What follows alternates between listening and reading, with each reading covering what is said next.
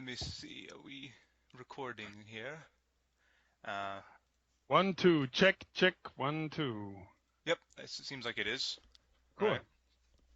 Okay, so first thing I wanted to ask about is I know that you just recently finished recording an upcoming Nightingale album, right? Yeah. So what's that going to be like? How does it compare to White Darkness and stuff like that?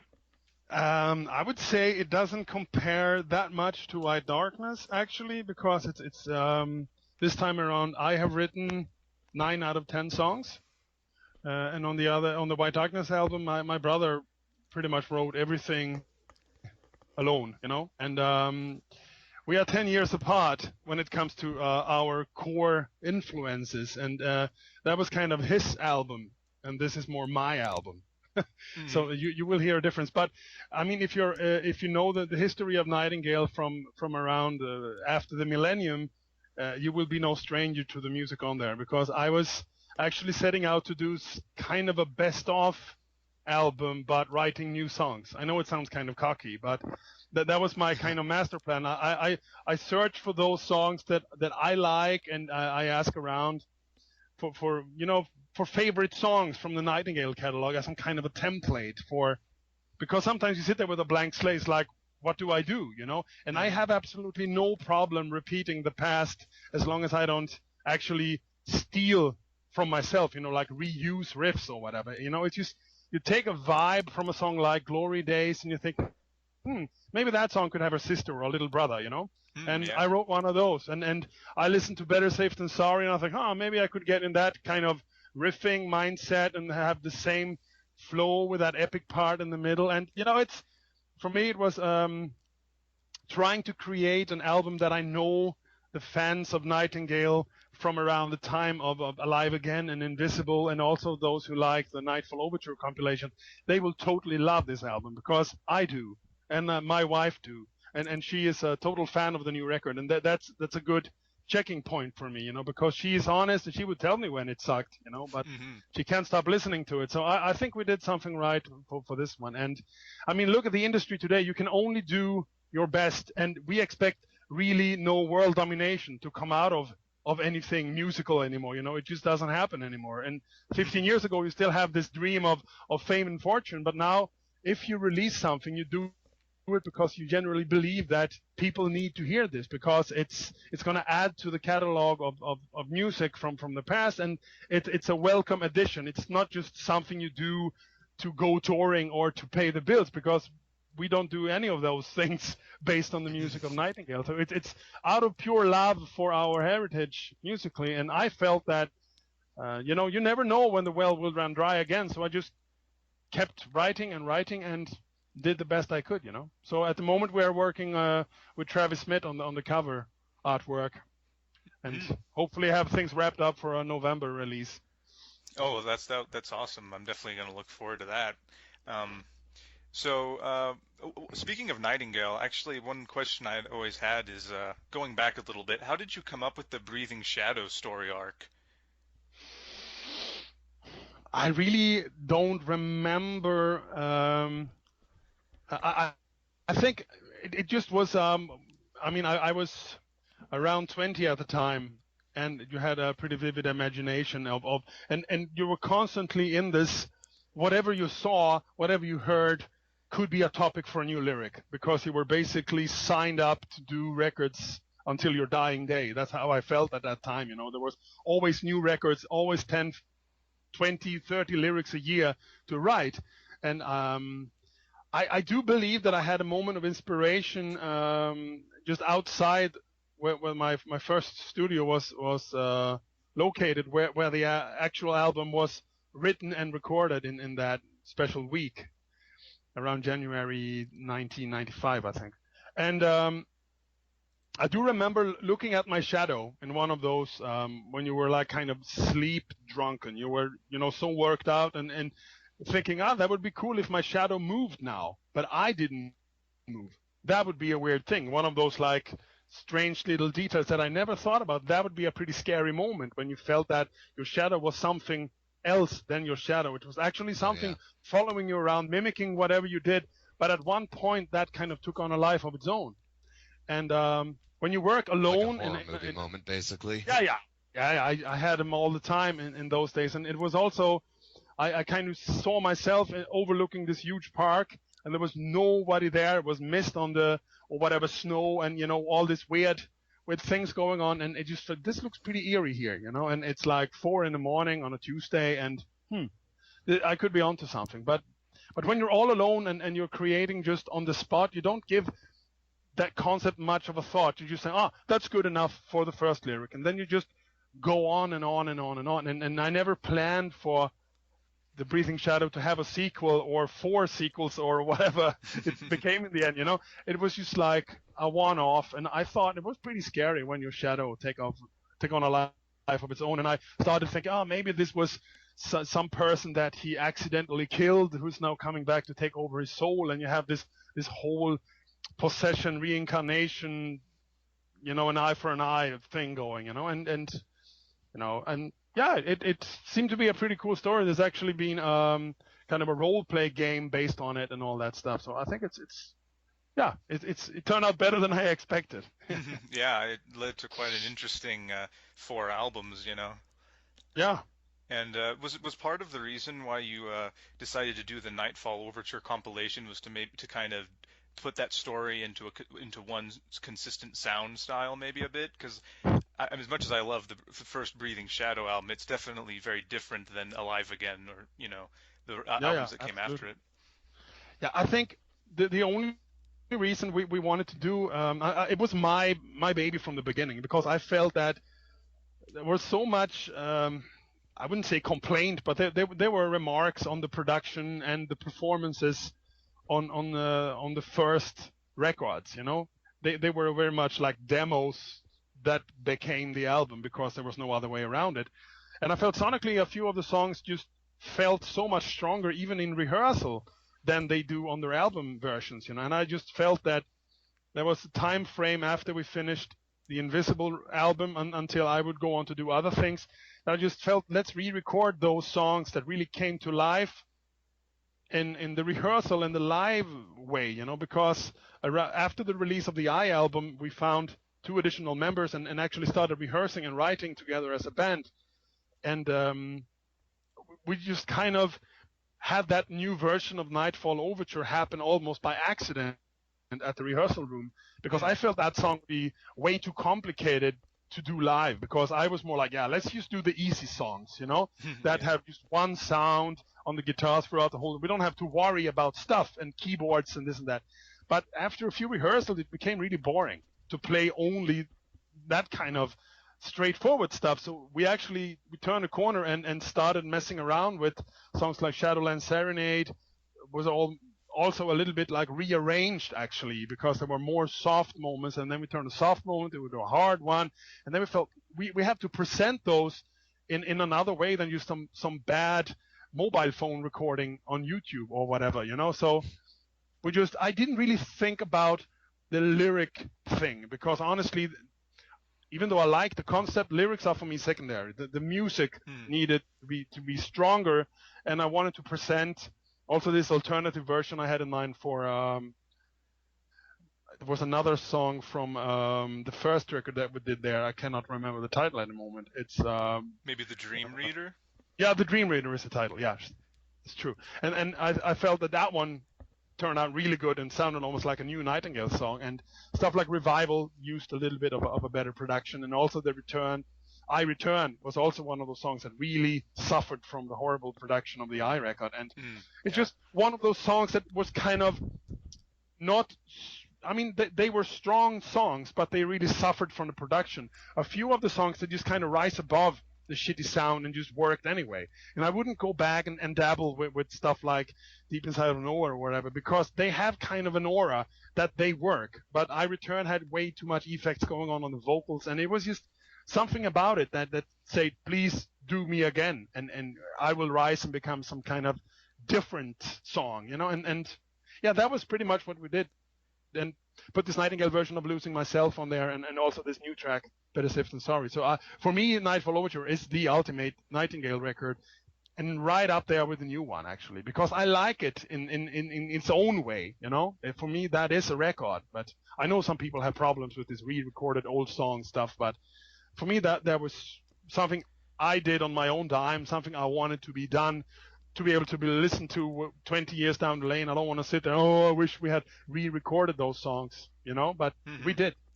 Yeah, And I listened before everyone else did it also. Oh yeah, that's true. And I'm definitely happy that you did though, because the vocal performances you put on that album, the Nightfall Overture, are just so powerful. Really good stuff on there, I think. Yeah, it was I remember it was a really insane session. I had just moved to a small flat, and I had this I bought this vocal booth thing, you know. But what you didn't realize is that when you put all this soundproofing and stuff inside this tiny little box, you know, big enough so you could actually maybe, I don't even remember if I could kind of flex my arms out. You know, you were kind of standing like in a wardrobe. It was really, really small with windows though. And I think I could get a good vocal sound in here. But after we put up so much stuff, which is pretty much like house insulation things, you know, this whole thing turned into a fucking sauna. So I had to record most of the vocals in my underwear or even naked, dripping with sweat. And I had to do like 2 lines at a time and then just go out of there and just like drink and catch my breath and then go just back into this enormous heat. And I would say as a vocal thing, you know, that's one of those moments where you felt, fuck, I have to find another place because this is not going to work out. And I do remember that there was a mattress in there also. I was kind of capsuled in a cocoon of an old mattress to keep sound even tighter, because I was getting into one of those audiophile moments that I want the vocals to be as good as possible. And I do remember recording the vocals for Alive Again at what later turned into Fascination Street. They had a loft studio, and that was kind of, the room was so incredibly dead you could hear your heart beating. It was like weird, dry, dead room. And the vocal sound was just amazing. You put the microphone up and it sounded like $1,000,000. I think, I want that. I don't want to dabble with EQ or whatever when I don't have to. I know it can be done, you know, so why not in this little booth here, you know? But eventually when the booth is so small, you get weird reflections or whatever coming off any surface that was not with this insulation on it. So I do remember being inside this mattress, standing really close to the microphone, naked. And I think there are actually some footage of it somewhere in the making of Nightfall Overture, and it's just like, how could I get such a cool performance out of those circumstances? No other singer in the world would actually agree to do that. But for me, it was just like really, really nailing it, because I was not so happy with the vocal performance on Invisible. I just felt that I had more in me, you know, and that's what I remember from that one. Yeah, that's a great story. I love it. Moving on a little bit, I'm wondering what's happening with Witherscape now, because I heard a little bit about an EP or something like that. I'm waiting for the 2 final guitar solo fixes from my co-pilot Ragnar, and then it's ready. You know, it's all the other songs have been mixed. I used to have to do a little bit cut, copy, and paste of a few lines of solo that I felt was not really up to his normal standards, and then it's ready. And I really don't know more, you know, about when it will be released or whatever. I do know that it's out on vinyl, 12-inch, 45 RPM, and downloads, because there will be no CD version, and it's apparently not economically viable to release a CD single in 2014, and I believe that, you know. So vinyl is cool, and yeah, we have pretty much everything cooking, the cover, and yeah, it's 1 new song, 1 remake of a song from the album, and 3 cover versions. That's all I can tell you, because in these days, every little thing you can make into a news item, you do, you know. Yeah, so that's true. Revealed later on. But I'm really proud of it. I worked my fucking brain off, and it's been in the process for almost a year, and I think it's definitely a good way to carry on the Witherscape legacy. You get a bit of a taste of there might be a little twist in the style of the next record based on this sound of the new song, and we will see. You know, we have a few riffs and all this written for the next album, but that's still a few years down the line. So. Yeah. Well, I'll be also looking forward to that too. The last Witherscape album, I think I bought it like a few days after it came out. I was really excited for that one, you know. Yeah. You have But those 15 minutes of fame or whatever these days when you release a record. yeah, 15 days of fame, maybe. I don't know. We were searching everywhere to find the bonus track version with the Last Rose of Summer cover on it.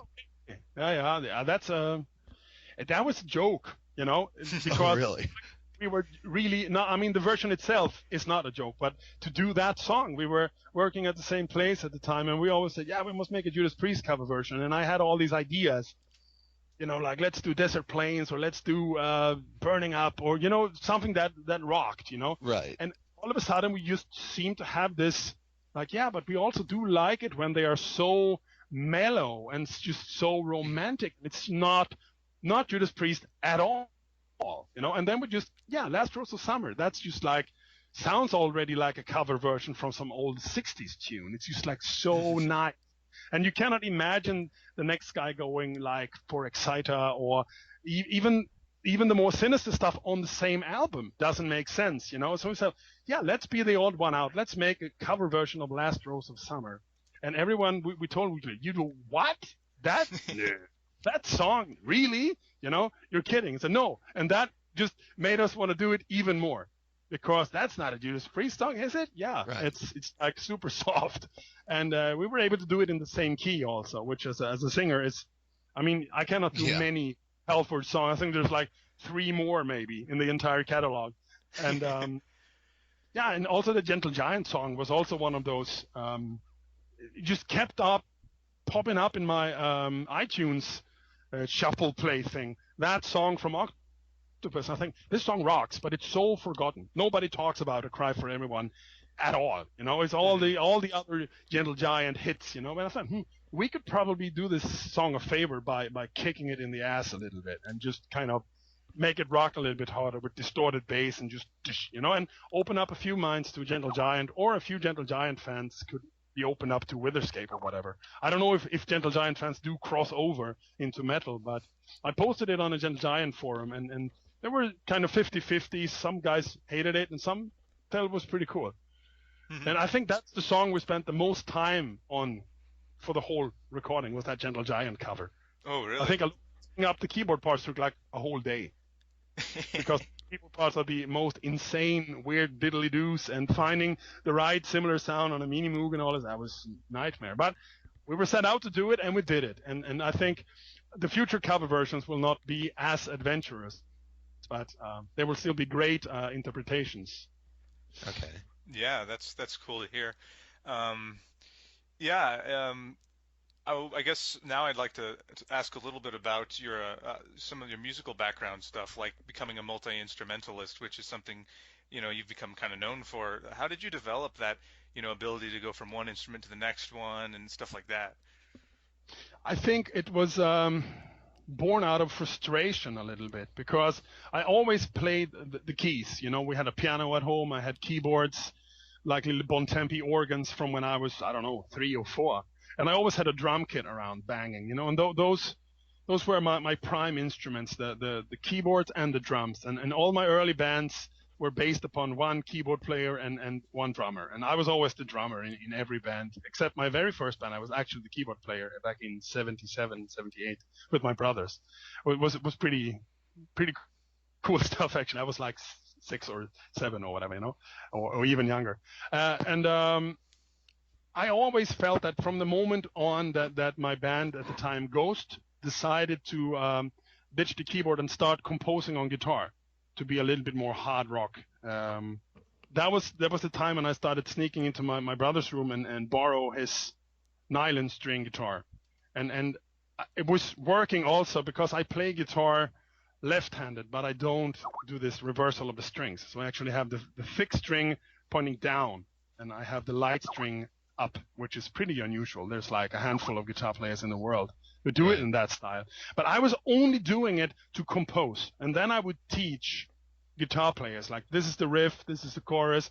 And in the early days, it was pretty normal stuff, you know. I was just trying to write pretty much basic riffing. And even though the guitar players had a hard time figuring out how the fuck to play that, upward, kind of flipping over. Okay, so this is how it would be on a normal guitar, but you could also listen to the riffs and learn it that way. And eventually I became interested in the guitar beyond composition, and by the time we hit this whole thrash and death metal phase, for me it was very important to be able to make my own complete demos at the rehearsal room just to hear if a song worked, because it was still something about hearing it played the way it was in your head, with the twin guitars plus the bass and the drums and the keyboards and the vocals, before you go through having a room with 4 other guys and start teaching them parts. And there's this whole human element to it. Like, one guy have a bad day and he doesn't like what I teach him, this whole thing. I just wanted to hear that it was worth the struggle to teach this to a whole band, which was always my part as a composer. And from the time we had this little 4-track tape recorder in our rehearsal room, I started going down there a lot. And from that moment on, I didn't even own an electric guitar that I considered my own until in, I don't know, 93, I think. I just borrowed people's guitars. It's just like, here's a guitar in the rehearsal room. I use that one, And it was... I was a drummer really all the way through, even though I did singing for Edge of Sanity and I did some other stuff with other bands. I was a drummer who did other things. And I think it was around the time of the millennium switch that I actually started to go more and more into this. Okay, let's face it, I had to sell my drum kit because I couldn't afford to pay for the space you need to have a drum kit where you can bang away at it 24/7, So I said I would just program drums and find other drummers, And from that moment on, it became more of this multi-instrumentalist that I dabble a little bit with everything. But at that point, still, it wasn't really up until Arian called me for the first Star One that I realized that maybe some people actually see me as a vocalist. That's pretty. Because I was always a drummer, and I had to sing behind the drums because we couldn't find a singer. But I was always drummer that sang. I was not a singing drummer, It was always a drumming, singer. How we say it, It was really the drums were the most important thing, and the singing always came secondary. And we always hoped to find a guy who would sing, but we never did. Well, that's cool to hear too. Because I know we're both fans of your singing, and I remember. Right, that's how I was introduced to you as a musician, actually, through your singing. I didn't even know about all the rest until well after the fact. Yeah, and it's interesting because you mentioned Star One, and I seem to remember an interview another time I read or heard where you mentioned that was around the time you kind of started to discover different things with your singing, like that sort of Dio kind of grit that you've been doing in the later stuff. How did you kind of figure that out? How did that come about when you were recording vocals with Arian or maybe some other place or something like that? I think all those different voices have always been there, but it's always been a question of who was there with you. I do remember one of the first times that I actually had that kind of belting out, more emotional, was actually on a Unicorn song that we recorded in 94. There's a part in a song called Hiding Again, where it was actually on the top of my range, where I just had to, I had to belt it out. And there was actually a few other people in the studio at the time who were also singers. And those things can actually, you can either start hiding and think, oh, now this guy's here, and freeze up and don't be able to sing at all. But some people being there could actually inspire you. I'm going to show who's the boss here, And I do remember feeling like, wow, maybe this is too hard rock. But all the other guys that were just looking, was like, wow, that was like the best you ever sang ever. Why don't you sing like this all the time? I said, sorry. I was always afraid of going out of key, always afraid of also the technical side of things, that I sing too loud, maybe the microphone, the compression, So I just kind of stuck to my kind of friendly voice. But that section made me realize that I do have that voice in me, and it sounds to this day really good.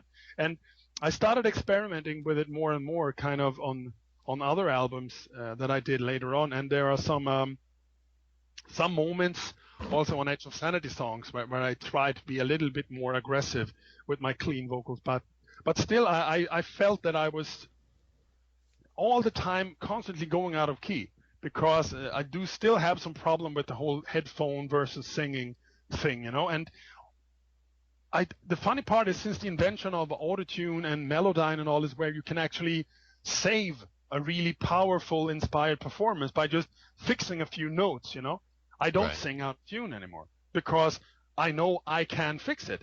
And this whole thing about please don't sing out of key now because that's going to suck, that whole equation is just out the window. So the fact is that I have never been singing more in key than I do at the moment, because I could probably fix any take that it has to be really horrible that I cannot fix it, And I think, that's a weird thing. It's just a mind fuck, because in '95 there was no way to save any performance. And I just listened to something I recorded in '96 with Jon Nötveit for some kind of weird Euro disco black metal album. And I think every note is out of tune a little bit, and I think, wow. And there's a German band, I think they're German, they asked me to sing it again because they made like a proper death black version of that song. And they still want me to do the clean singing on. I think, that's my kind of guest appearance. That's cool, because you get to redo something you're not really happy about, and to face it, the original is kind of weird, this disco thing there with me sounding like some kind of heavy metal singer on it. And I felt, and also the old Therion stuff, it's okay, it's inspired, but it's not really in the pocket tune-wise. And I think I was always constantly worrying about being out of tune, because I hate singers that are out of tune, that I kind of turn out of tune, but it's kind of it's okay, but I'm a perfectionist when it comes to the tuning. So finally I feel that my singing these days don't need much fixing, and that inspires me, and I loosen up, and I find different kind of voices all the time, because the pitch is not a problem. And also with Orion, the first time around was a little bit more that he wanted my deep voice. Mm-hmm. But what really changed a lot for me was the second time around with Orion, where I did my vocals, and we had booked 2 days, and I nailed all in one. And actually to impress someone like Orion with this kind of workmanship and just nailing stuff, that was really an ego boost, and it also made me realize that I could, I am a singer. I have this in me. I have this a little bit more than I thought, that you can rise to the occasion and really be a professional singer when you need to. Because still, it was just like, sing is something I do, but in that room with him, I was just a singer like all the other guys, and knowing also that Russell from Symphony X and Damien from Threshold, and they will all be on the same record, maybe just a few seconds before and after me, or those guys, or someone like what's her name again, Floor from now. Like, I'm in a good group of people here, so I better shape up. And I still believe that's one of my top 5 vocal performances on that second Store One thing. Mm-hmm. So would you consider yourself basically a natural, so to speak, when it comes to singing and just vocal technique and all? Because just as opposed to, getting any outside actual training in music. Yeah, I wish I had practiced vocal technique and all this. I think, but then again, then I would my life would have looked a lot different. When I, for example, could have been growling more without losing my voice. Mm-hmm. Things would have been different concerning the touring and all that, and the whole history of Edge of Sanity might have changed, But for me, as long as I don't really talk too much before a show, or do those classic mistakes, I can last with Nightingale a full hour and a little bit more, and still hit the high notes at the end, and that's all I need, really. And we did I think a 6 or 7 day tour around Germany and Holland around 10 years ago, and I actually did my best performance on the last show, because I even stayed off the beer and this, because I heard from someone that that shit can, first of all, it will loosen you up, so we will start talking with everyone into the wee hours. Right. So it's just like, be boring for 6 shows, and that big one in Barlow, just nail that one, and you can have a beer afterwards. And then we came back to the backstage room, and the support band drank all the beer. So still, but what the fuck? I did a really good show, and I do remember that. Yeah, that's how it is to be a tour singer, because I constantly saw the support band singers blowing their voices, canceling shows. Oh, our singer cannot sing. Thing. That's not really, this is not like a trip where you are supposed to have fun and party and then play. This is work. We invested money in it, and we are paid money, and this is, this kind of promotion, in this way. So I better sing my ass off every night. And I do respect all singers that still work with that, that they're not giving interviews, they're just giving a good performance. And 20 years ago I thought it was like, that must be so, like that's all crap. They probably sit in the hotel room and do cocaine all the time anyway, I get it now. It's really a tough task, especially when you are stupid enough to do songs that have this super high key, high pitch shit when you were 18 and you were supposed to sing it when you're 58. Ow. That must be a nightmare. Right. So did you get a chance to see the vocal range video that Garric compiled for you? Yeah, actually I did. Yeah, and I stumbled on it on YouTube by a mistake, because I just found this feature on our we have this Samsung TV where you can actually go on YouTube from the TV, because I still don't like watching these clips on a little computer. So yeah. I was looking for Dream Theater. I was doing all this I think I looked up Nightingale at one point to look at some of our old hilarious studio reports, and through somehow there were always these other suggestions. You can also look at this, or whatever. And all of a sudden I saw something about me and my vocal range. I was like, this could be anything from someone completely slaughtering what I'm about to actually contribute. And I do remember that like the first 4 or 5 minutes were all my deep voice going with like 1 or 2 notes, and the vocal harmonies are not really there at all. I think, this guy's taking the piss, This is my vocal range. Funny, I have 4 notes, and they're all down there, Cool. But eventually, it started. I remember that when there was some Scarred for Life in there from like, okay, this is turning cool. And then I get it. I will probably end with Steel or some stuff I did for Therion, where I do my King Diamond stuff. Yeah, and eventually when I sat through, I thought, this is kind of a tribute. That's really neat, that someone take the time out of their life to do this. I must thank you for that. That was really cool. Yeah. But first I think, this is a nice joke, because if you pick the right moments from those gothic stuff things, you could come off as a vocalist without any range at all. Yeah. But I thought it was pretty cool. Well, the interesting I appreciate thing, that, man. That's cool to hear. Yeah.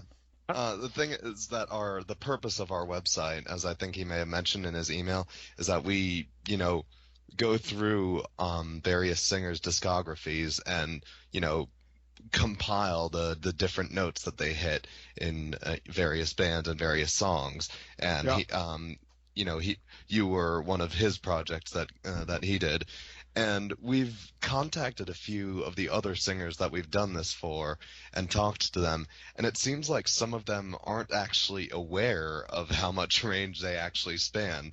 So I was just kind of wondering, did that come as a surprise for you? Like, did you even realize that you had gone that low and that high in your own discography? Yeah, I think when you would have actually sit down and kind of started thinking about it, I do remember that I personally, I don't have like the sonic proof, but I do believe that my lowest note is the beginning of the Alone track from The Breathing Shadow, because I accidentally sung that an octave lower, and I haven't really done anything else. But I think that was the first song that I think that was the first time I said something for like 2 days, because I was all alone in the studio, only working on music, and there was like instrumentals and stuff, and there was no singing, no one there, no talking. My family was away at the time, and it was like, it was all alone really. And I do remember sitting, okay, now I should sing this song. And I remember that it should be like thinking, but eventually I was like, this super sonic thing, and my whole chest was just shaking. It's like, what the fuck was that all about? And I think that's the lowest note anyone has ever sung, And I had to struggle actually to keep doing it in pitch, but just, I don't know if it's a low A or something like it. It was really, really low. I think, that's gothic, that's really deep. And then there are some notes on that steel thing, which is probably the highest I've ever sung. There is some insane things.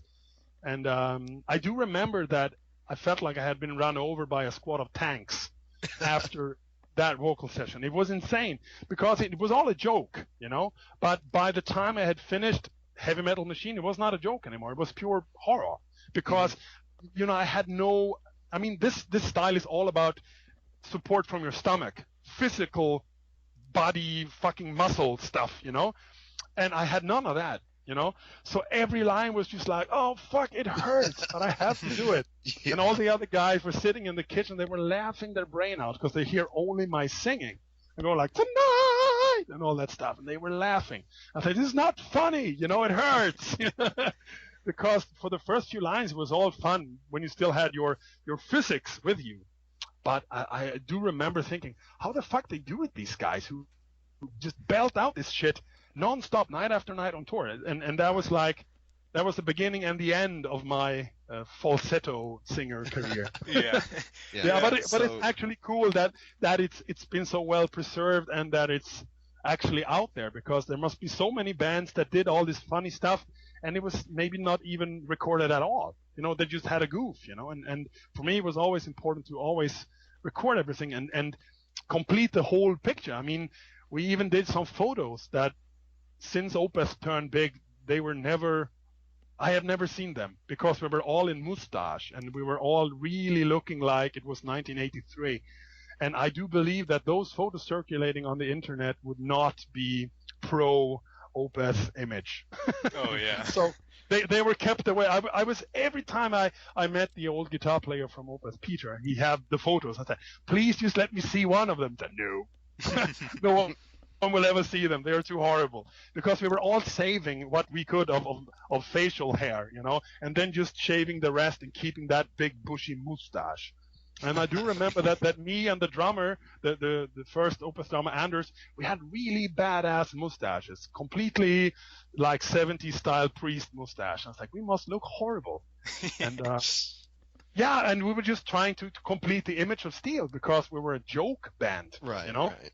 But around at that time, heavy metal turned serious with Hammerfall and all this other thing. It's like, oh fuck, we better bury this because no one should ever believe that I actually spent time and money and went through this shit to be on the Hammerfall bandwagon. That's just not what it is, you know, and that's what people will believe, you know. So we just kind of killed it right then and there. But then there was this fateful request for 7-inch picture disc, and I just couldn't say no because the record collector in me just needed one of those, you know. So can you still do that kind of singing nowadays if you tried to? No, I'm sorry to say, but age has finally got to me. You know, I tried because I did the Nightingale vocal session, and they're always when you do this big ass massive choirs, there's always good to keep the super octave like Queen and Sweet and all these guys did it. It's gonna be barely audible in the mix, but there's a special air, there's a special shine to those extreme high falsettos when they are multi-tracked and you just blend them in as some kind of effect, you know. But I just couldn't nail it. It was really, really horrible. And there's no way for me in my day-to-day life to walk around screaming Heavy Metal Machine, you know. So I thought I still had him, but they were like gone. I lost an octave when I moved to Germany. Wow. It's like it's gone, you know.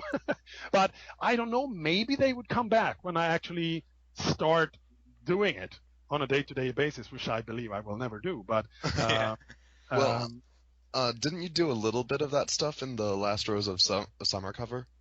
Yeah. Like we thought we heard a little bit towards the end, but like really faint in the mix.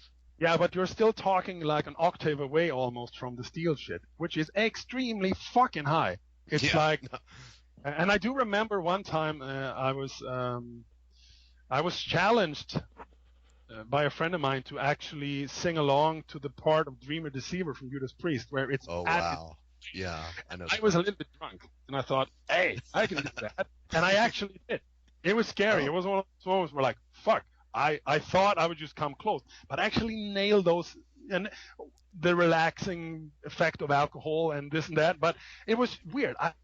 could go extremely fucking high when I just had to. But like for so many other people, I mean, I'm 41, and I know people who are 10, 20 years older than me that they just don't have it. That it's gone. It's a physical thing. It's just weg, like you say in German. And I don't know if you can actually practice it to come back, or that's just a physical thing that your vocal cord, which is basically a muscle, is just like, no, not doing that anymore. You know, it's like, oh, shit then. Yeah. Yeah, that is interesting to hear too, you know, just because we're both, you know, kind of aspiring singers and guitarists and stuff, you know, other instruments. And I know sometimes I haven't been singing more than maybe 4 or 5 years, and I already have days where that register is gone too. So it's interesting to hear that it could, you know, that over the years it just kind of goes away. But that's okay because it's not really my preferred style of singing overall. No, not mine also, but it was always good to have there for effect. You know, you could always just in you could case. always add to it like an octave here and just keep it in the mix. But now that option is gone. And there's one of the songs that we made a cover version of on this Witherscape EP. There is one of those extremely high-pitched screams in the original version, and it's not a Priest song. It's from another band, but there are other falsetto things that we like. Is this on the upcoming one? Yeah, on the EP, yeah. And I just felt, fuck, we actually detuned the whole song like 3 or 4 steps down, so I could actually nail the normal vocals because they're on the higher side, you know. But I thought, that fucking scream there, I could never do it. And God knows I've tried, you know. I don't know how many people I scared around here with trying just to get anywhere close, but I'm far off, you know.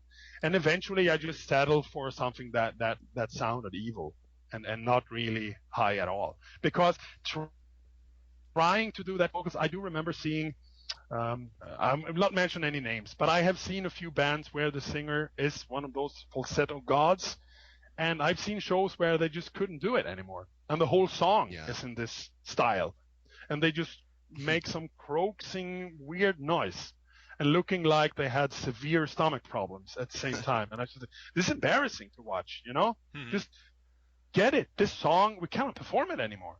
Because when you sing like this, which is a total atonal weird noise, or you do it an octave lower, it's not going to work. So just, you know, do another song, please. But some singers have that a lot in their catalog, you know, so they just have to do one of those. And you cannot always do the mic to the audience, or, you know, cheat, you know. So, I think it's better to not go there at all, because sometimes that sounds cool, and then I listen to it the next day like, that sounds like a goat on helium, you know. That's just horrible. Do it away, you know? So no high screamings from me for a while. But like someone told me once, you know, that it's a muscle, and you have to practice. You have to do it just like an athlete. You have to, when you want to jump high or run fast or whatever, you have to go through a rigorous scream of practicing. And when I would go la la la la la la la la, that kind of shit, and really know that what I did was actually going to put that register back, I might do it, you know. But like I said, there's really no need for me to go there, you know. I'm happy if I can still hit the highest note on Nightfall Overture when we play live, which it is too high for me. But whenever we're on stage and the adrenaline is pumping, I hit that note every time. But I actually had to detune the version on the album to go deeper, because I couldn't hit that note in the studio. It was weird. So normally we just do we play 1/2 note down, and that song is then dropped. So it's a C sharp, I think, but the version on the album is actually in C flat then, or I don't know this.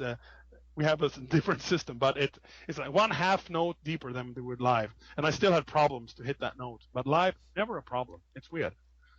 Yeah, that's interesting for sure. And I do have sort of a curiosity of mine. There's this project you did a while back. I think I could pronounce this wrong, but Karabujan? Yeah. How did that come about? Because that's definitely quite different from what you usually do. There's absolutely no singing on it also. yeah, exactly.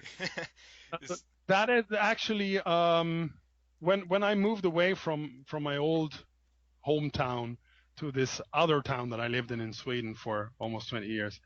I told the other guys from Pandemonium that maybe we should just call it quits now, because it's not going to work that I come verse, and Pandemonium was all about being together in one room doing stuff.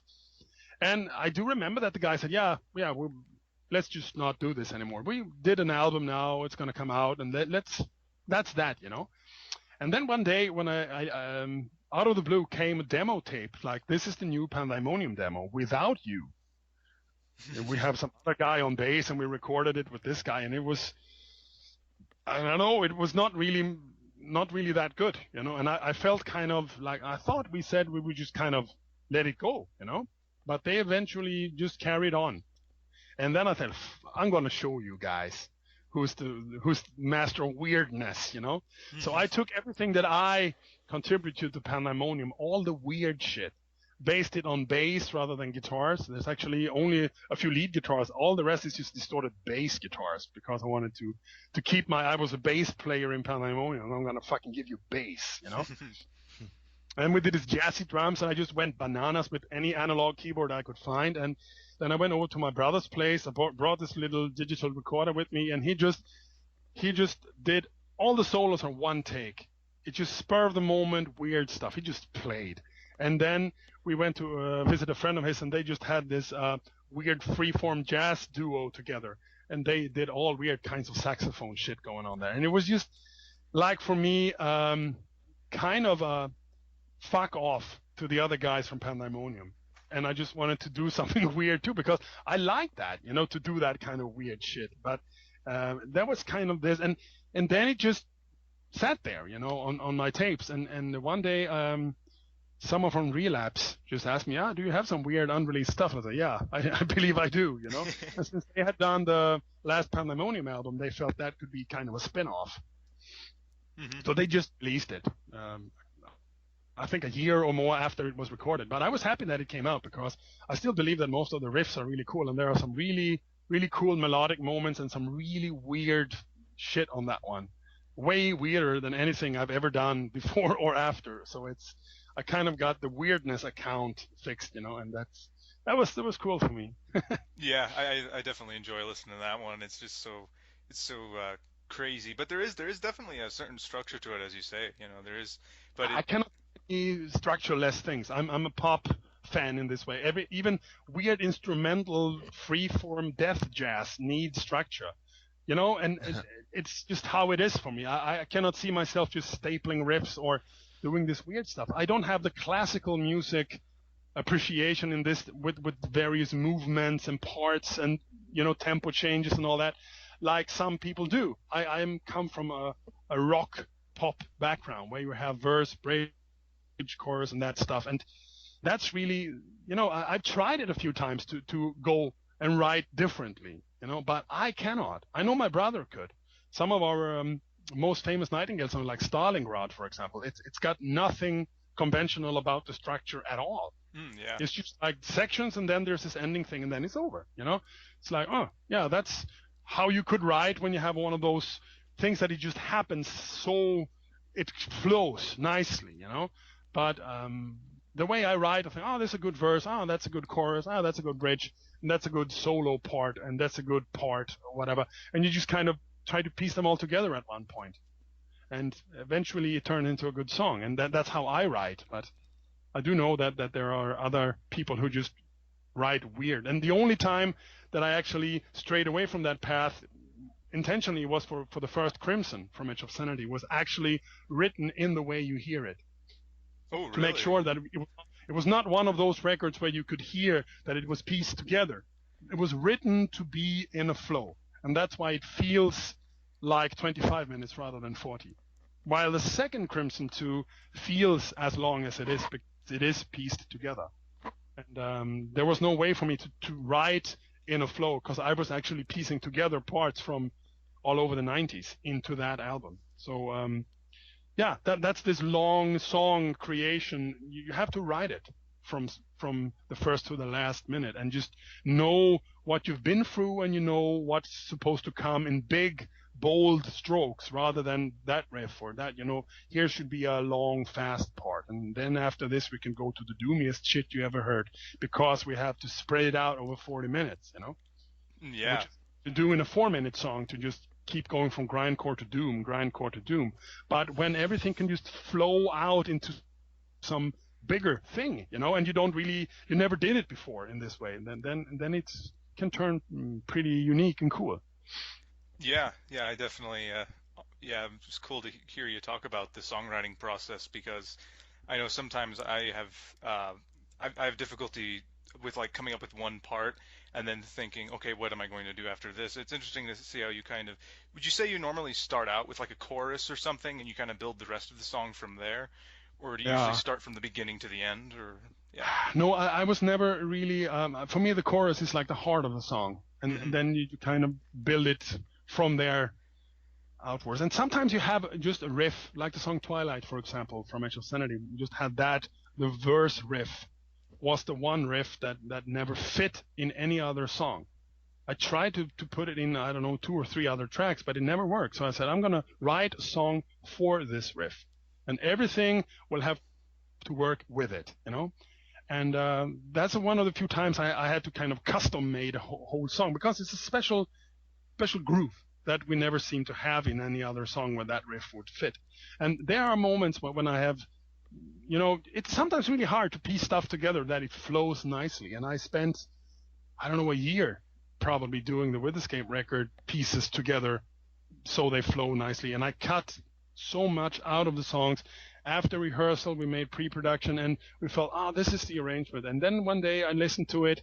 I said, no, that's not. We have to cut that riff out, and that riff will go, and that one, and just sit in the computer. And then we kind of reevaluate the whole arrangement. And I think that's the way you have to do it. You just have to follow your instinct whenever it is. It's like, this is the way it's going to work. But when you also feel 3 days later, that's not how it's supposed to be, you have to trust that instinct as well, and start cutting shit up, throwing shit out, and have 2 rounds rather than 4, and to keep it interesting. Because when you are in the writing mode, you are so almost in love with the song you're writing that it's hard to imagine that part would not be in the song at all. But a few weeks later, when you just accidentally listen to the song and you think, what that part all about, you have to have the guts to just cut it out.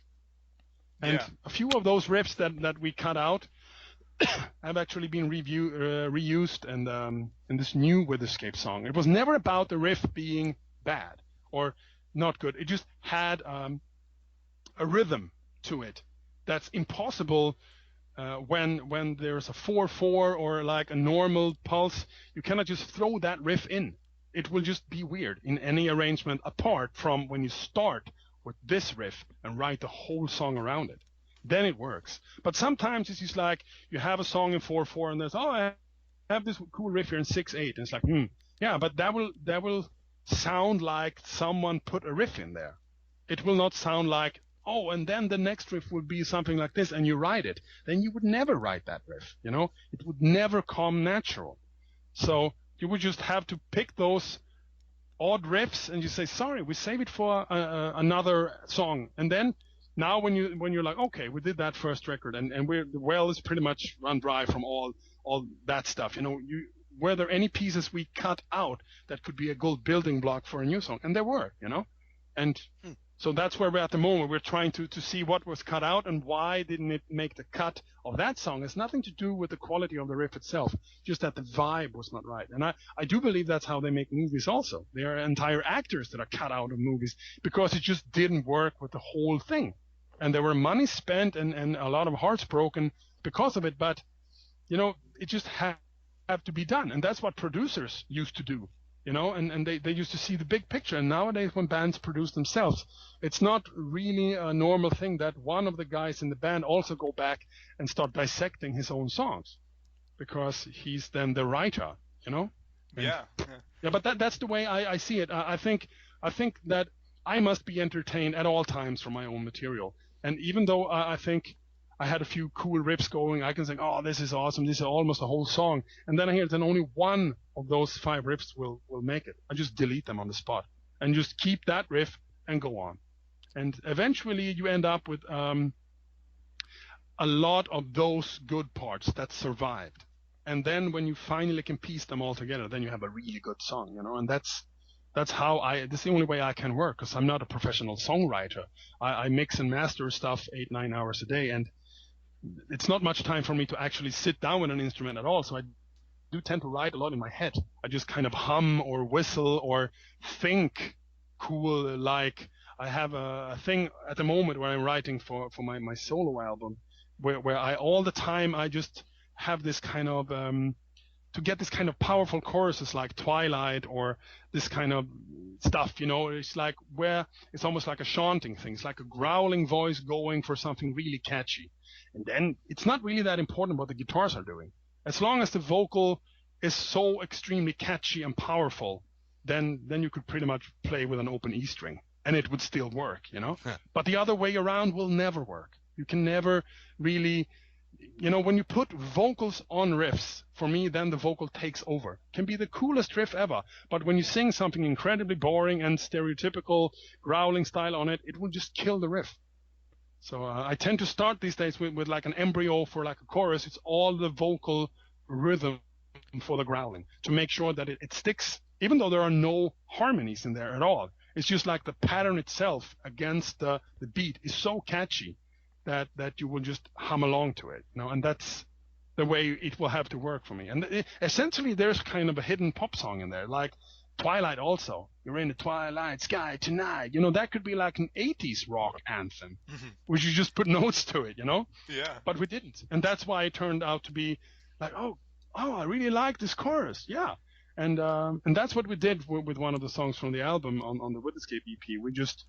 We also did singing where there's normally growling and presented the vocal harmony that was hidden in there somewhere. And we will see what kind of shit that stir up. But for me, it's a thing that when you write something, growling can work on a backing, but there could also be a vocal harmony working super cool on that. And that's usually how I write. And even with the most atonal and weird stuff guitar-wise, I could always find a quirky vocal harmony to kind of work with all that dissonance and that weird stuff, But growling sometimes work better when the riff is really sinister, So you kind of pick on the vibe on the riff and say, is the riff going to be the only melodic element here? Then I growl. Or, that melodic element could be a bit boring after 8 repeats, so I better put a vocal harmony working around it like a worm, And then that also works.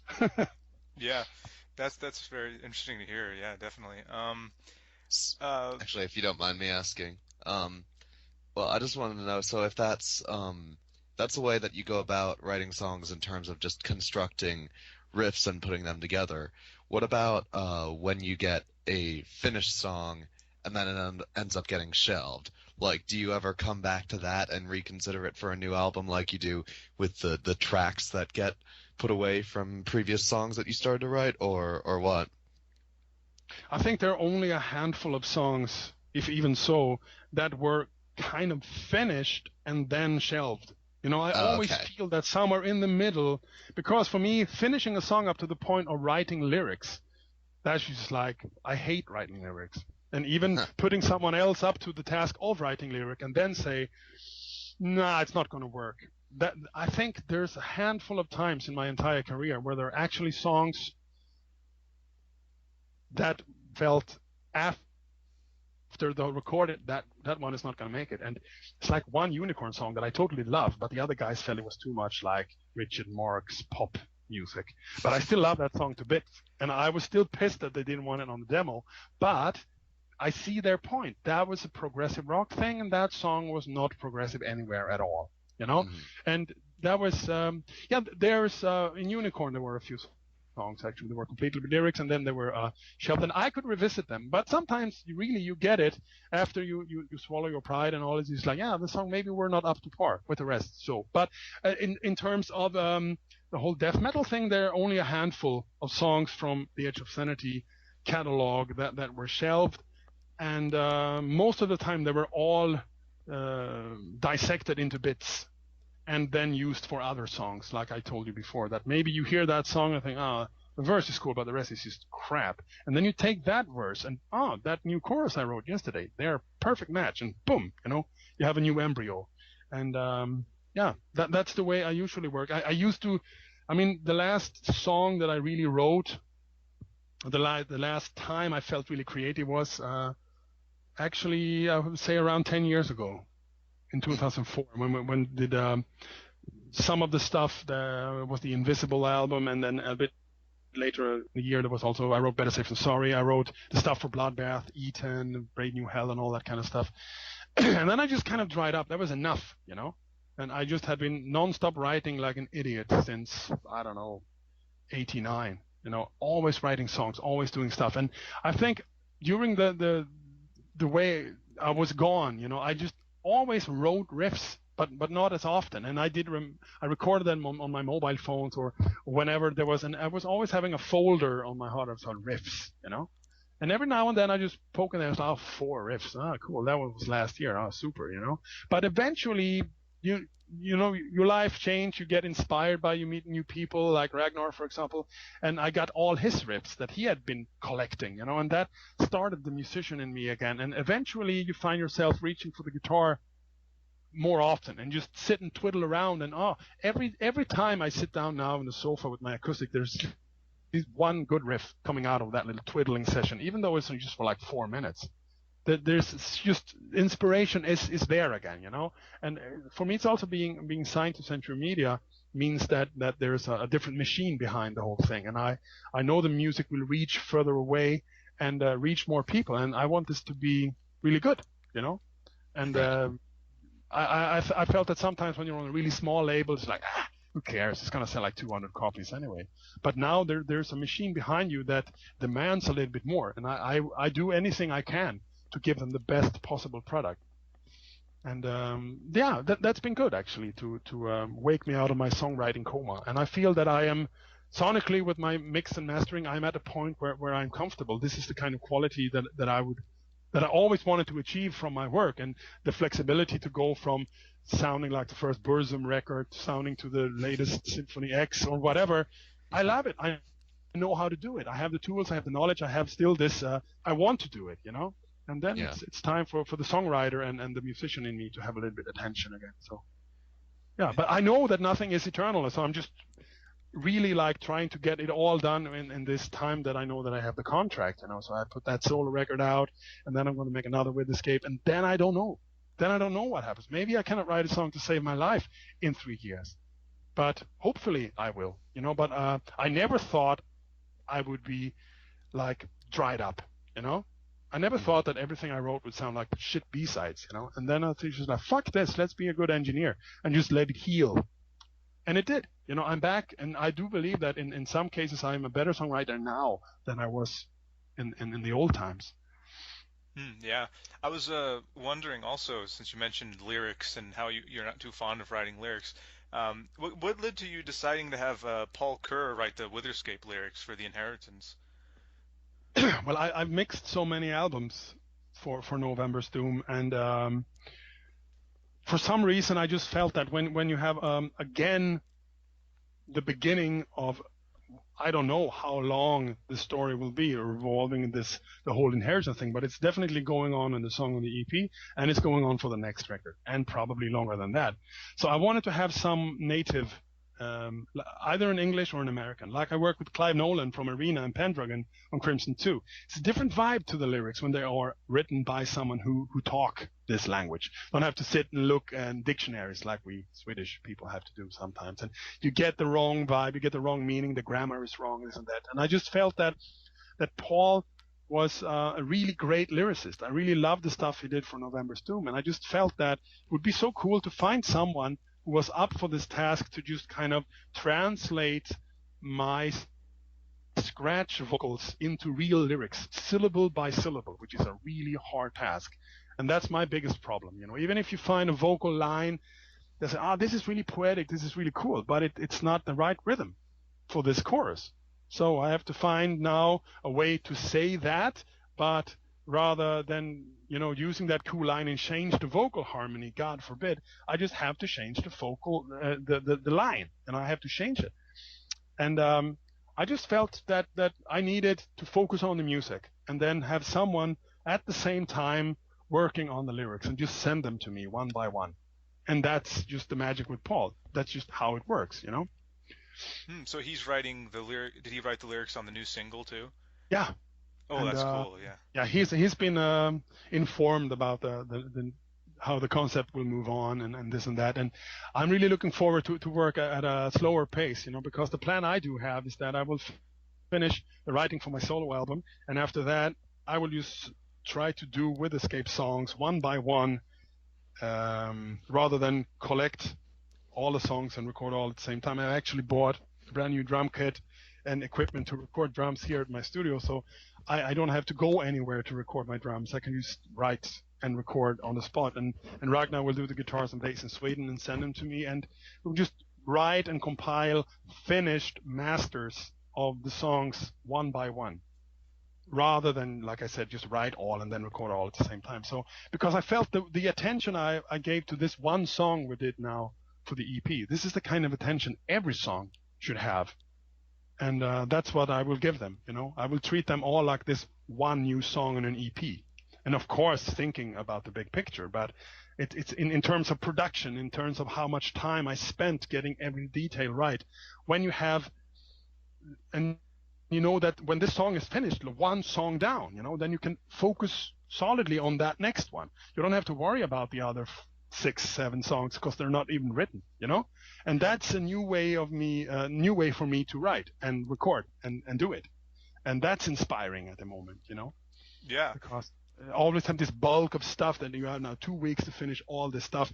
You start getting a little bit lazy and you focus on a few songs and the rest will just follow. And I think to just give your full attention to all the songs at all times, that we have that time. So I'm going to do it. Mm-hmm. Well, you mentioned a solo album you're working on. What's that going to be like? Well, it's I'm all the time jumping back and forth what kind of stuff will be on it, and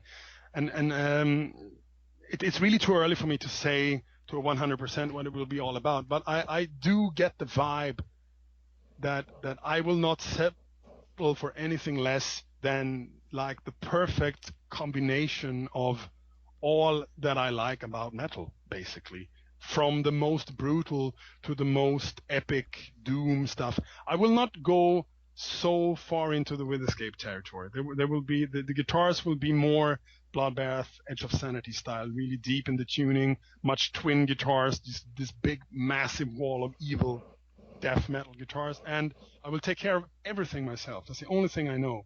I will play and sing every note, just like I did on Moontower. And that's just like, because that's a rule, and I like setting up rules, boundaries, like you cannot invite this guy to do a lead on your album, because then you will there will be trouble, because he will not send you the stuff in time, and so I will just do everything myself. All the writing, even the lyrics, all the recording, all the mixing, all the playing, everything, like a total solo ego thing, Mm-hmm. And I have never done that, apart from Moontower, which was a little bit left side, was weird kind of progressive rock, normally tuned guitars. There were no faster beats. There were no double bass drum playing. There was no death metal style drumming at all, So that was different than all those analog keyboards. I would go more for this super epic, big ass melodic death metal album that I know that so many want to hear, Like, let's pretend the record I could have written after Purgatory Afterglow instead of doing Crimson, something like that, So that's what I'm planning, But then once you start writing and actually assembling riffs and putting shit together, you might have more than that. You might go even more in the doom style. You might go even faster, tap into the Infested, the Pandemonium stuff. But maybe there will only be one section of one song with a Pandemonium vibe rather than a couple of tracks that I could have thought before. Because it's one thing to think something, but then you actually start writing and compiling, and then you think, this is kind of boring, Nothing happens here.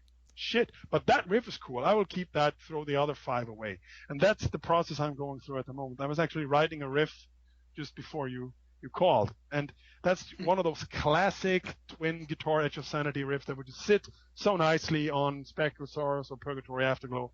And I will say it's not progressive in any way. I'm just completely doing what I already did 20 years ago. There are different notes in there, but I love it. So why not? It's just like another album for the fans of that style and that genre, because it's I kind of like having a little bit boundaries. I'm not trying to reinvent the genre like I tried with Moontower. This is just going to be a full-on metal album with much growling, probably just a little bit of clean vocals, if any at all, because I don't want to go into the Witherscape territory and that one. It would be like a spiritual 92 to 94 all over again, 20 years later.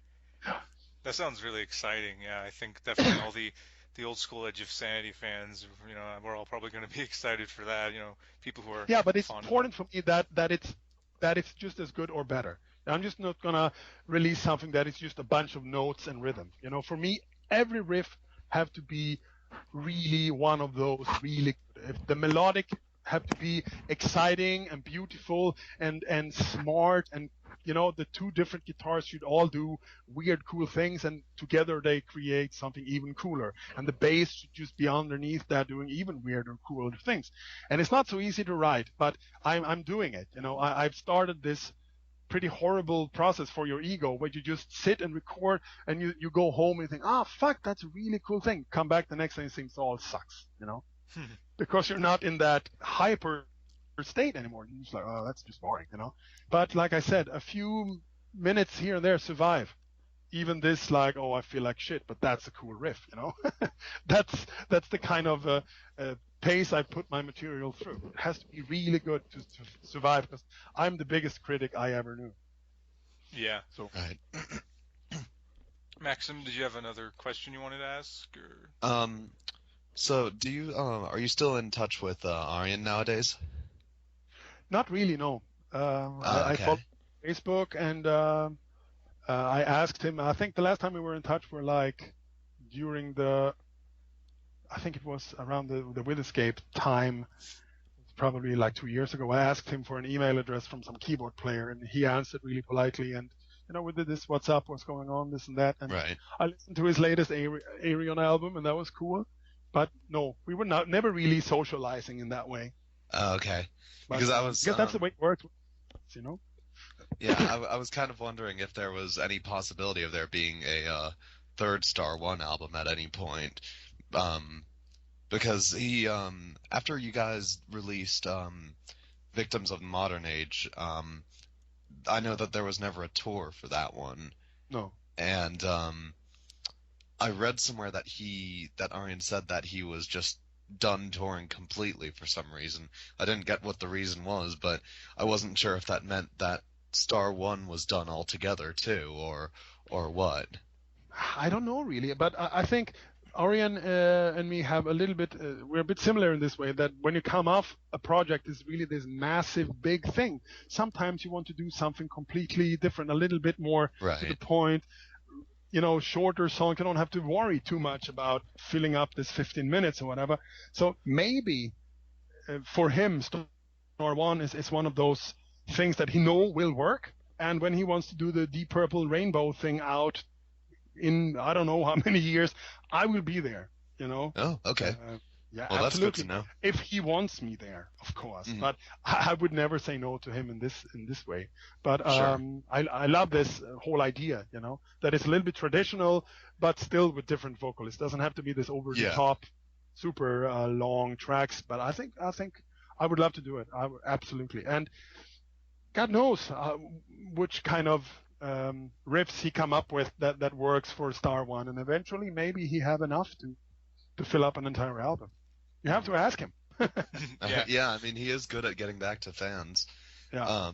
So if he wanted to tour again, would you be able to do that with him? Because I know that you didn't go, you weren't there on the first tour after Space Metal came out. No, I just couldn't get more time off work. Yeah. And that was the whole I mean, balancing.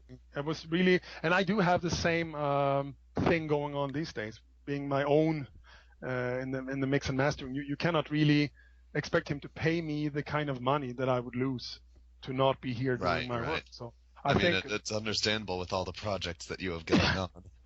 Yeah, and you need to make a certain amount of money every month to keep the shit afloat. And when you go away and just do this touring, I think it's just not financially gonna work out. I could probably I live in Germany these days, and most of the touring would be around here, so I could probably make like a guest appearance for one show or whatever. But to do this full-on touring and all, I don't think he wants to either. I think he's beyond that, And if he should do it, that should be a full-on blast with Arion, with like choirs and symphony orchestra. Oh wow, yeah, that would be huge. But maybe they're not there's not enough money in this industry today to kind of make that thing work, because you don't want to go through that process and come home with debts, you know.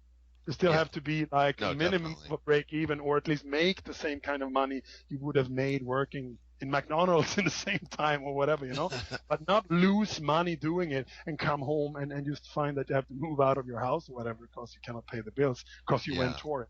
And I think the touring industry is getting really tough, you know. Oh, really? I get it from bands that's not good to hear.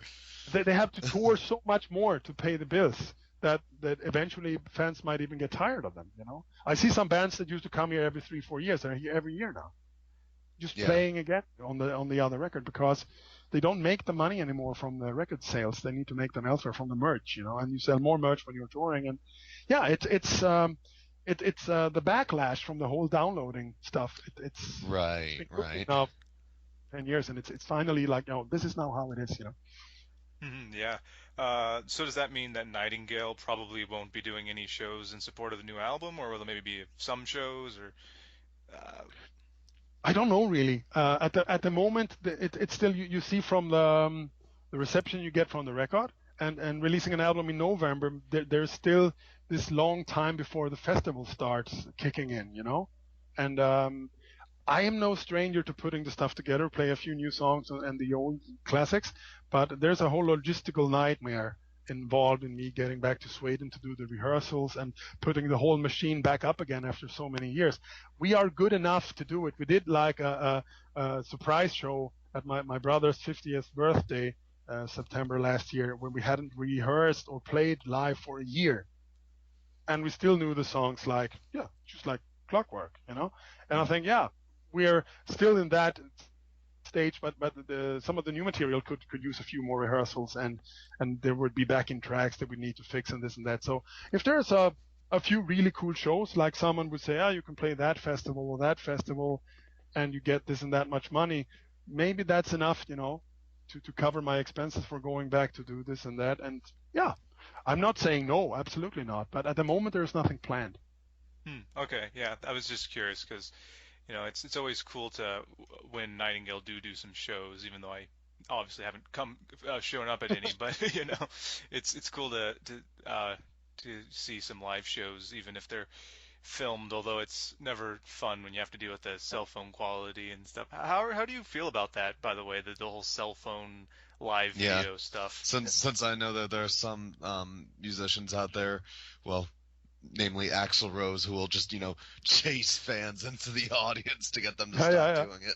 Yeah, well, I think as long as you don't watch them. I mean, I don't. I really don't care much for those. I mean, I didn't do that many performances that have been. I mean, most of the stuff on YouTube is from me, you know, that we put out there. My brother is a big fan of this, to put live stuff out, and also video clips and all this. And I think we're a fairly good live band, so I really have nothing to hide, you know.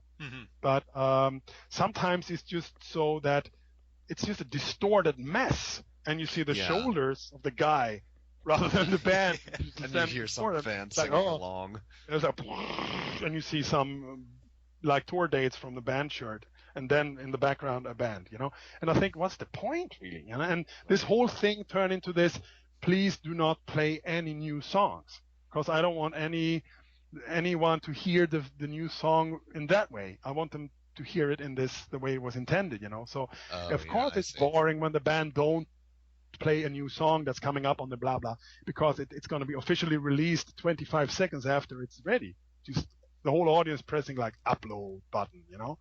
And this is, I don't know, it's keeping a leash on this, on how a band can behave on stage. And I think it's a little bit boring. But they didn't see that one coming, you know. Like, here's a phone, and one day there's also like a recording device and a camera, but it is a phone, and you cannot forbid people to bring a phone to the gigs, you know. Cameras and tape record, like super band, but they just found a way to go around that, just like buying records. No, let's just download them instead, you know. So it's so. But there's a payback. Ticket prices are higher, merch prices are higher, and it's so. It's how humanity works. Yeah, definitely. Get it? Oh shit! So that's what really happened. Oh fuck! I should have bought that record in 2009. You know. Yeah, definitely. Um, do we have any more questions, Maxim? I'm trying to think if we. Well, actually, just one that I have coming back to the subject of just vocals and your vocal range was I saw that Garric actually posted a question on Aryan's page about the low harmonies in the title track of Victims of the Modern Age, the part where it's just like violence makes violence. Yeah. And he asked about, how there's about all the different layers in that, because one thing that we noticed in that was that, like, there's the main low part that you hear on the record, and then Garric pointed out that in the making of DVD, when it plays that part, you actually hear another track that's even lower than that. Yeah, that's true. Like, singing along at the same pitches but an octave lower. Was that like actually all your natural voice or anything, or was there some? Okay. That's I have to actually renew my statement. That is the lowest I have ever sung. Oh, but okay. That makes a lot more sense. On the first Star one, because there's in the beginning of the song Star Child, is it, or was it called this? Oh yeah, song Star about Child. Ba ba ba ba. This extremely deep voice. That's the elephant voice. Yeah, because only elephants can hear it. I noticed because it's that like when 5 hertz, something like this. And I think they open up the whole show with that intro or something like that. And that is really me goofing. But the fact is that really an extremely good microphone. And the settings with the compression and all this made like it opens up. And I just made this kind of really like the weirdest, like almost an animal noise. It sounds almost like, I don't know, it's like a machine sound more that I can do. This really sound. But every now and then you hit a note in that, and it just kind of resonates. And when you have the subwoofers on and you have this whole studio set up, you hear that. That's really not only a grunting weird noise. That is a note in there somewhere. And I do remember dubbing ba ba ba ba those 4 lines with this ba ba ba ba, and Aryan was just jumping up and down. It's like, that's insane. And listening, here the subwoofers are shaking, And I imagine so. yeah, and I think that's, but that's not really singing. That's more some kind of Tibetan monk singing, whatever, throat singing, what you call it. I do have this octave down still, thankfully, but the octave up is gone for just layering. Yeah, the upper one is gone. But that's as low as I go. Okay. I noticed that in the since you mentioned Star Child, I noticed that on the Live on Earth concert, where they got Robert Soderbach to sing for your part. Yeah. When he had to do that intro, he actually had to do it an octave higher. Like he didn't even try to go for the bottom note on that one. No. Yeah, that was pretty funny. Yeah, but that's what, also with Therion, he was really into my deep voice. Christopher wanted that deep, the gothic stuff, but then I ended up doing King Diamond stuff and tributes and all that. That's what I find interesting about you as a vocalist, because, like I said, I first got introduced to you through your Star One stuff, and it was just all in this very deep lower register, and I thought that's exclusively what kind of singer you are, that you always sound so deep and bassy all the time, like Peter Steele or somebody. Mm-hmm. And then Garric introduced me to your Steele stuff, and I just heard you singing way up in the stratosphere, and I could hardly believe that it was the same person that I had heard on those Star One records, because it's so dramatically different. Yeah, but I like that. I grew up being a huge fan of Rob Halford, and he's doing some really low, husky stuff on the early stuff. It's really deep and this passionate, deep baritone almost. And then he go in the beginning of the song Savage or whatever. He hit this note. Oh, yes. I know the one you're talking about. Wow, that's really like, and I always felt that the voice is, it's an instrument. You have the low strings, you have the high strings, and you have all the stuff in between. And you just, like you have the high toms and the low toms.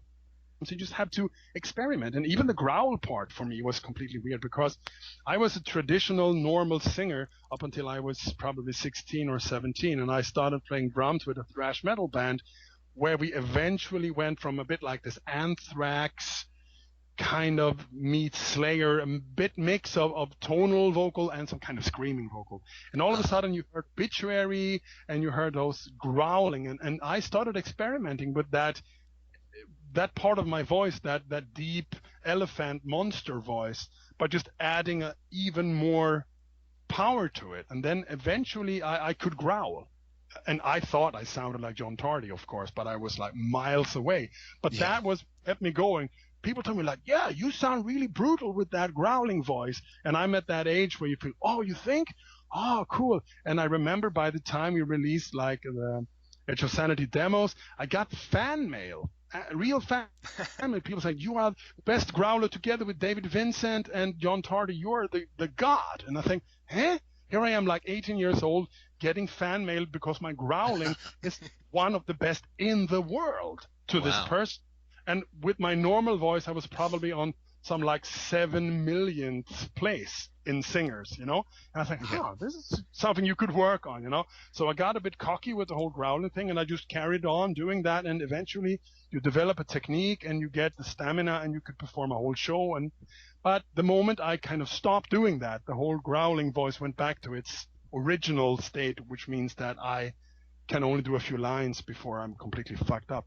Which is sad, but it's so. You know, I'm still doing it. I'm still wearing myself out. The Witherscape record, I was nearly dying all the time because it's like so much hard work. But then again, I don't have to do it for more than a couple of weeks every year or every second year. So why bother getting to a vocal coach or whatever to be able to do it when you don't have to do it? It's just pointless, you know? Mm-hmm. But I can do it long enough to make it sound brutal on record, and then I just have to wait a couple of days and go back and do a few more lines with full power. That's the way I like it. I don't like to hear the older records where I hear that was the first song with it and I sound great, and that's the last song with it and it sounds like suck. You know, all the rasp is gone and it's just a hollow mess. That's what I cannot listen to these days. It's sad. I wish I could have recorded the vocals a little bit spread out, you know. But in the old times, you had your days, and that was it. Mm-hmm.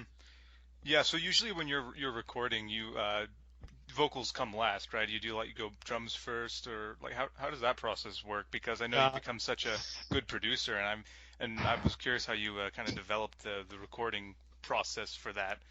Yeah, there's always a scratch vocal extremely early on to know who's boss, you know, and that's the vocal. And when there's no vocal, something else can be the boss, like a melody or guitar solo or whatever. But the scratch vocal are always there because everyone have to pay attention to what the vocals are doing, but they're normally with some weird lyrics, not the real one. And then we just end up re-recording the whole thing using the demo as the template. And once you get the real lyrics, I just re-record the scratch vocals using the real lyrics, basically. Oh, okay. But that's how it works for me. Yeah, I remember I heard some old Metallica demos where they had all the instruments written out and all the vocal melody parts written out, but no words yet.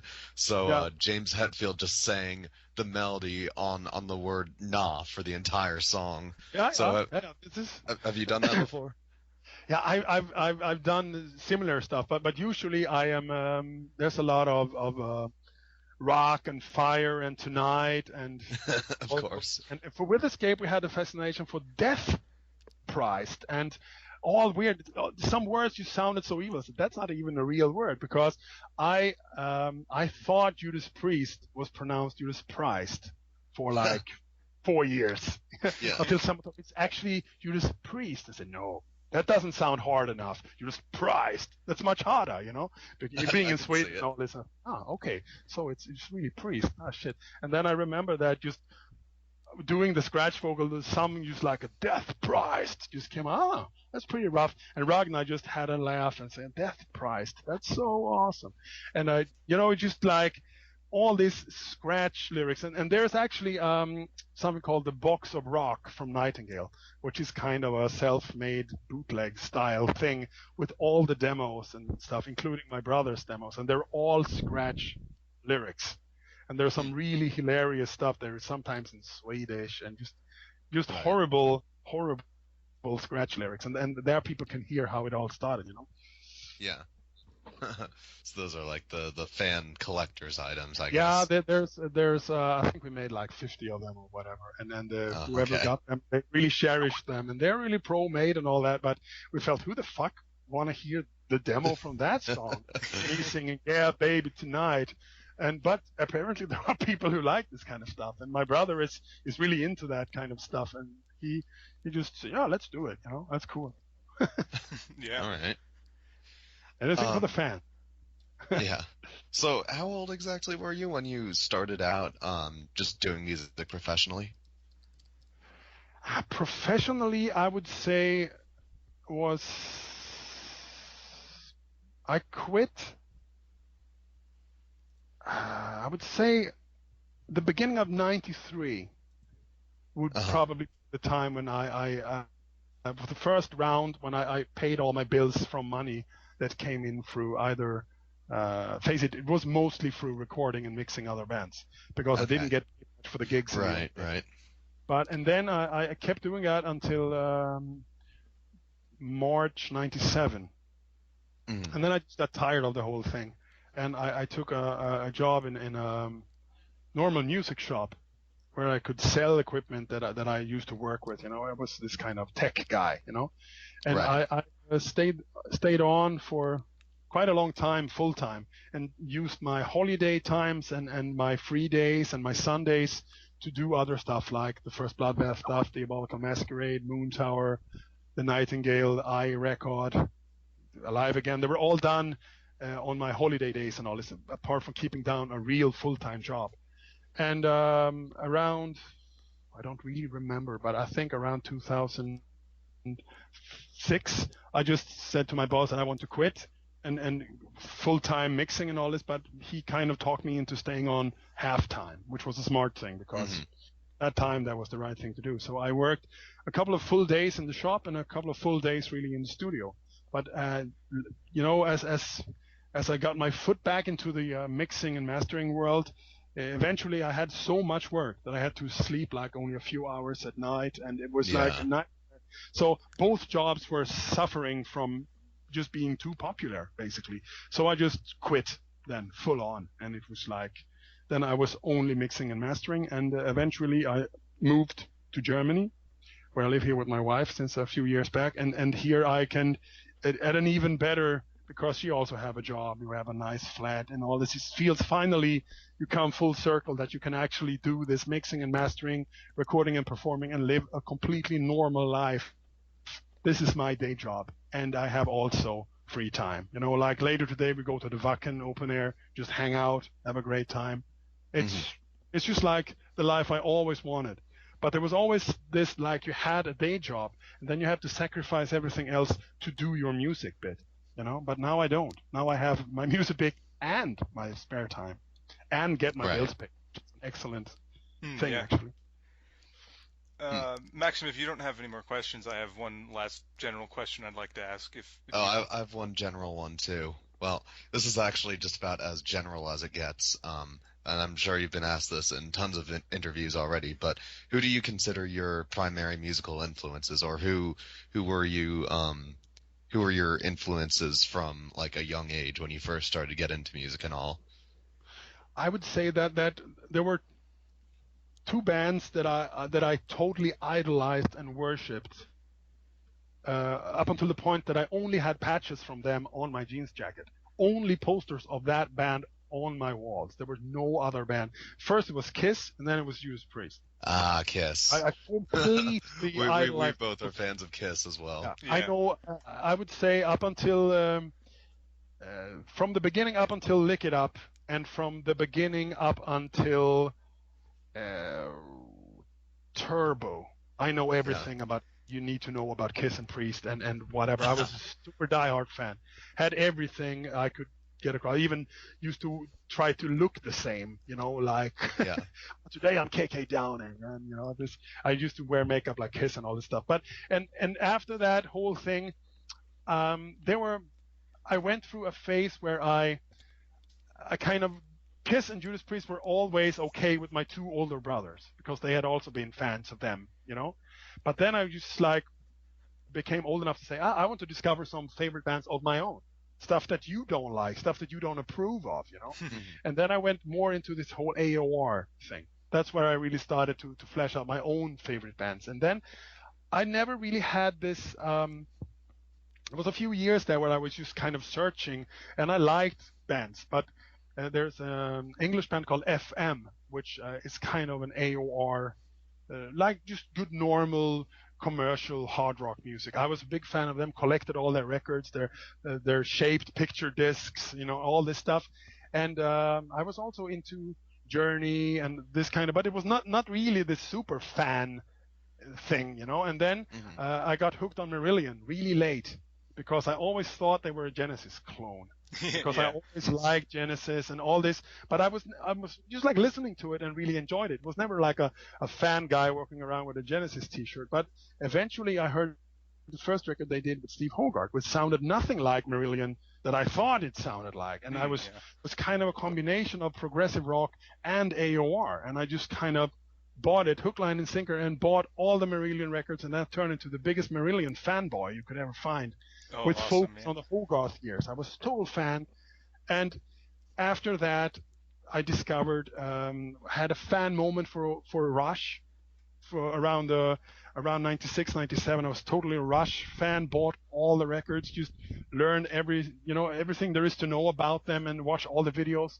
So I would say that there's a Kiss, Priest, Marillion, and Rush are probably the four big cornerstones. And then there's all this little topping on the side, like Sparks Beard, you have FM, you have Journey, you have also some like Death, the first two records, you have the first record from Pestilence, you have the first, and there's just so much into this melting pot, including some really sappy stuff and some really brutal stuff like Realm of Chaos from Bolt Thrower, and you put all that shit in a blender, and then you have my musical DNA. And it all kind of, somehow it all turns up to this kind of music that I make with, you have the Unicorn stuff, you have the Nightingale stuff, the stuff I wrote for Bloodbath, the Edge of Sanity stuff. You have weird stuff, you have really commercial stuff, but I always try to make everything accessible so that I like it with my extremely weird music taste. And I have met people that have way more extreme music taste than I have. They like all in any direction more weird stuff, and they still like Journey and Death, and they also like weird classical composers and rap. Oh, God forbid, you know. But that's how it is. I think I'm pretty broad. I just want to be entertained by music. I'm giving the universe 4 minutes of my life for that.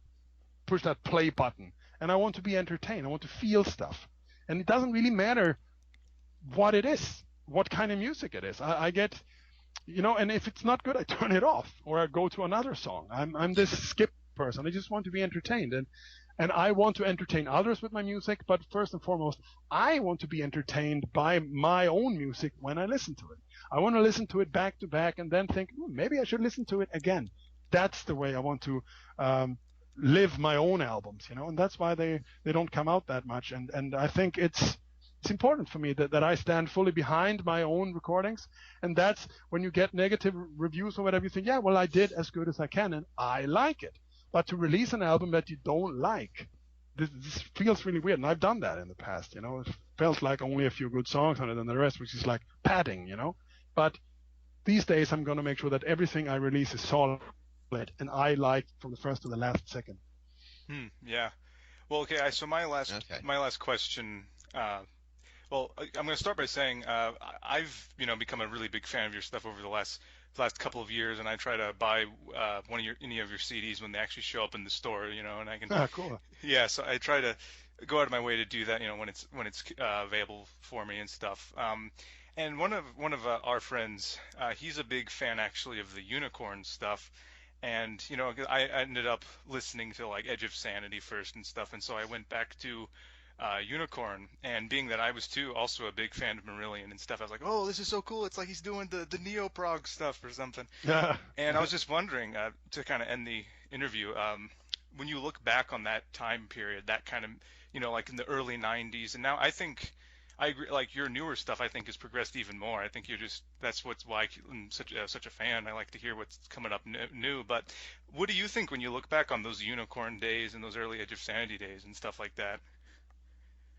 Well, I think sometimes it feels just like, how the fuck could I do that? I was so young, so inexperienced. But for me, still, the pinnacle of the whole Unicorn thing is the first proper demo we made, called Collection of Words Part 2, which is actually close to 40 minutes of music with 8 songs on it. And I've actually re-recorded the vocals for it. And I'm kind of restoring the whole sound, because it was done on a 4-track tape recorder, which it's not the easiest task in the world to try to make it sound good, but it sounds pretty okay. And with the new vocals on it, it's really turning into something that I would like to listen to, because, face it, I sound a little bit more in tune with the music than when I was 17. It was a little bit obviously.